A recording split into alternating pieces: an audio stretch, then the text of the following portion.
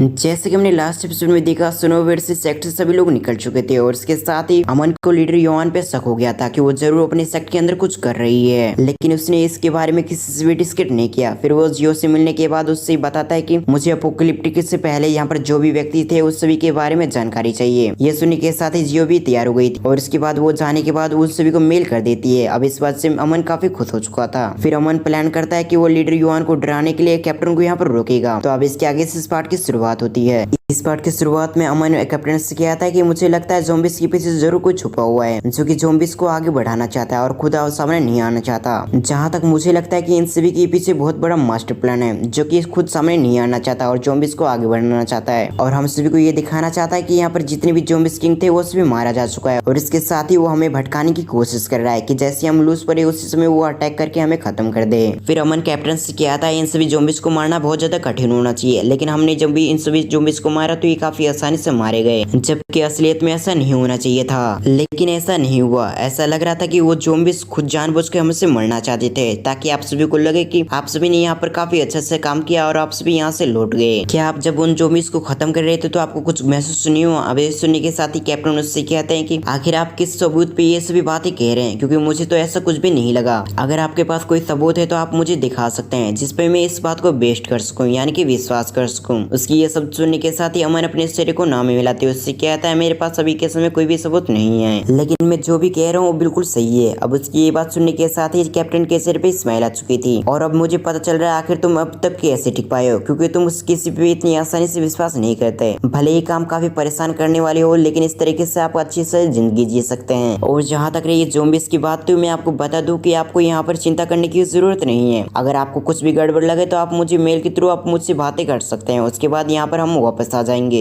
और वैसे मैं आपको बता दूं अगर आपको डर लग रहा है तो आप हमारे साथ तो चल सकते हैं। अभी सुनने के साथ ही अमन अपनी गर्दन को ना मिलाते उससे कहता नहीं। फिर कैप्टन अमन की तरफ दिखते हुए उससे कहता है अगर हम चाहे तो इस बात को काफी आसानी से दबा सकते हैं, इसलिए आप फिक्र ना करें। अगर फ्यूचर में कुछ भी गड़बड़ होती है तो हम यहाँ पर आकर इन सभी मामलों को दबा देंगे और इन सभी ज़ॉम्बी से निपटना ज्यादा मुश्किल काम नहीं है, इसलिए आप इसके बारे में बेफिक्र रहें। कैप्टन की इन शब्दों को सुनने के साथ ही अमन उससे कहता मैं समझ चुका हूँ। अगर मुझे कुछ भी इसके बारे में जानकारी मिलती है या फिर इंफॉर्मेशन मिलता है तो मैं आपको मेल के थ्रू इससे बता दूंगा। मुझे अपने साथियों के साथ अपने विला पे वापस जाना होगा क्योंकि वहाँ के लोग मेरा इंतजार कर रहे होंगे। अब ये सुनने के साथ ही कैप्टन अमन से कहता है तो ठीक है, फिर मैं भी आपको छोड़ देता हूँ आपकी विला तक। अमन आगे बढ़ते हुए अपने मन में कहता है मैंने फाइनली कैप्टन के अंदर एक शक का बीज बो दिया है ताकि कैप्टन को ऐसा ना लगे कि यहाँ के सारे ज़ॉम्बीज़ खत्म हो चुका है और भविष्य में हमें इसकी कोई भी जरूरत हुई तो हम इसका इस्तेमाल करके यहाँ पर बुला सकते हैं और उन सभी ज़ॉम्बीज़ से निपट सकते हैं। तभी पीछे से अमन को कोई आवाज लगाता है। अभी सुनने के साथ ही कैप्टन और अमन पीछे देखने लगते हैं, जहाँ पर वो देखते हैं कि एक व्यक्ति उसकी तरफ आ रहा है। तभी एक आवाज अमन को आते हुए उससे कहती है कि तुम वहीं पर रुको, मुझे तुमसे कुछ बातें करनी है। अभी ये सुनने के साथ ही कैप्टन और अमन उसकी तरफ देखने लगते हैं, जहाँ पर वो देखते हैं कि एक फिगर उसकी तरफ आ रहा है। हम देखते हैं ये फिगर और कोई नहीं बल्कि लीजियान था। वो अमन की तरफ काफी तेज से भागते हुए आ रहा था। वो आने के साथ ही अमन के हाथों को पकड़ लेता है और इसके साथ ही वो कहता है कि तुमने मेरे बेटे को देखा, क्योंकि कुछ समय से मेरा बेटा लापता हो चुका है। अगर तुम्हें उसके बारे में कुछ भी पता है तो मुझे बता दो, क्योंकि पिछले 2 दिन से मैं अपने बेटे को ढूंढ रहा हूँ पर वो नहीं मिल रहा। अब ये सुनने के साथ ही अमन इस पे कहता है कि मैंने तुम्हारे बेटे को नहीं देखा। इसके साथ ही उससे महसूस होता है कि लीजियन उससे कोई रुमाल दे रहा है। अब ये देखने के साथ ही वो उससे ले लेता है। अब इस काम को उन दोनों ने काफी सीक्रेटली कर लिया था, जिसके बारे में कैप्टन को कुछ भी नहीं पता चलता।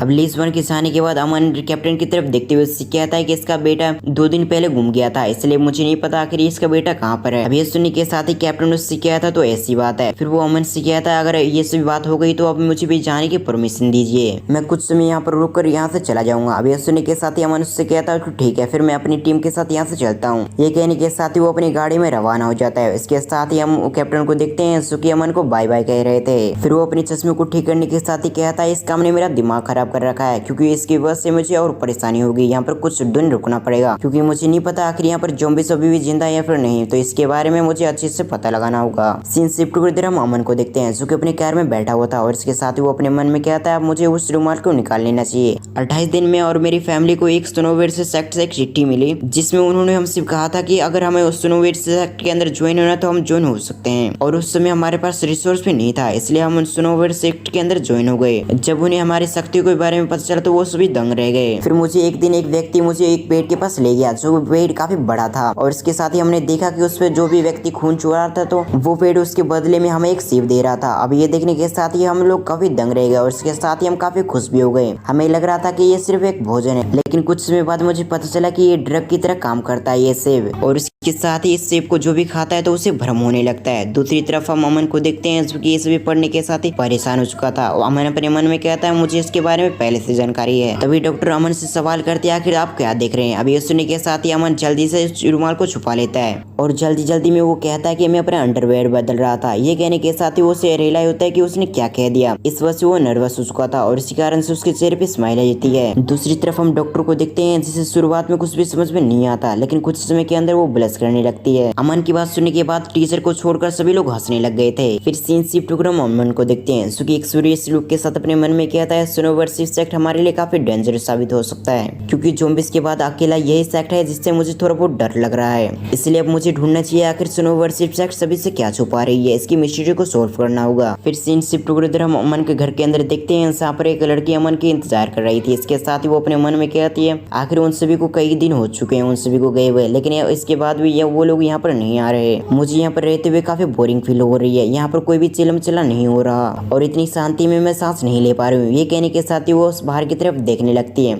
इसके साथ ही वो अपने मन में कहती है मुझे पता चला था कि वो लोग आज यहाँ पर आने वाले हैं। ये सब कहते हुए सिकिंग अपने मन में कहती है मैं पिछले 2 घंटे से उन सभी का इंतजार कर रही हूँ, लेकिन फिर भी वो लोग यहाँ पर नहीं आए। सिकिंग के पीछे से एक आवाज आती है जो कि उससे कहते हैं तुम्हारा खाना रेडी हो चुका है। इसके साथ ही मैंने सभी के लिए खाना बना लिया है और तुम फिक्र मत करो, कुछ समय के अंदर वो सभी यहाँ पर आ जाएंगे, इसलिए तुम यहाँ पर आकर खाना खा लो। अब ये कहने के साथ ही वो वहाँ पर खाना परसने लगती है। इधर सिकिंग एक गहरी सांस छोड़ने के साथ ही अपने मन में कहती है लगता है ऐसे करना होगा, मुझे जाकर खाना खा लेना चाहिए। उसने जब ये सोचा ही था उस समय वो देखती है कि 2 गाड़ी उसकी तरफ आ रही है। अब ये देखने के साथ ही वो काफी खुश हो चुकी थी। जैसे अमन और बाकी लोग वहाँ पर आते हैं तो देखते हैं कि उसके सामने सिकिंग है और इसके साथ ही वो लेडी भी थी। फिर सिकिंग अमन से कहते हैं कि आप लोग कैसे हैं, क्योंकि मैं यहाँ पर कब से आपका इंतजार कर रही हूँ और सच बताऊँ तो हमें काफी अफसोस होता है कि हम किसी भी तरह से आपके यूजफुल नहीं आते। ये सुनने के साथ ही अमन उसके माथे को थपथपाने लगता है और इसके साथ ही उससे कहता है अभी तुम्हारा बड़ा भाई जिंदा है और वैसे तुम्हारा बड़ा भाई अभी तक जिंदा है, इसलिए तुम्हें कुछ भी करने की जरूरत नहीं है। तभी वो कहते हैं कि यहाँ पर खाना रेडी है, इसलिए आप सभी यहाँ पर डिनर पे आ जाएं, उसके बाद हम खाना खाते खाते बातें करते हैं। ये सुनने के साथ ही वो सभी लंच करने के लिए तैयार हो चुके थे। वो सभी हाथ धोने के साथ ही डिनर टेबल पे आ चुके थे। वो सभी देखते हैं कि उनके थाली के अंदर खाना पहले से परोसा गया है, इसलिए वो सभी खाने लगते हैं। अब कुछ समय बाद हम देखते हैं जहाँ पर उन लोगों ने खाना खा लिया था। इसके साथ ही वो सभी पूछते हैं आखिर वहाँ पर क्या हुआ था। अब ये सुनने के साथ ही अमन उन सभी को बताता है कि वहाँ पर क्या क्या हुआ। अब कुछ समय सुनने के साथ ही वो सभी हैरान हो चुके थे। वो सभी कहते हैं कि यानी कि वहाँ पर बहुत ही कम लोग बचे हुए हैं। दूसरी तरफ हम चूली को देखते हैं जो कि मजे से खा रहा था, क्योंकि उसे लड़ाई में काफी डर लग रहा था, इसलिए वो यहाँ पर आने के साथ ही खाना लगता है। लेकिन कुछ समय के अंदर वो काफी ज्यादा खा लेता है, इसलिए उसे बाथरूम जाना पड़ता है। फिर वो सभी एक बार और फिर से एक बार ड्रिंक करते हैं। इसके साथ ही अमन सभी से कहता है कि आप सभी मेरे रूम में आए। अमन की ये बात सुनने के साथ ही वो सभी सीरियस हो गए थे। वो सभी जानना चाहते थे कि अमन उससे क्या बात करना है और इस सीन को दिखाते हुए हमारा ये पार्ट यहाँ पर एंड होता है।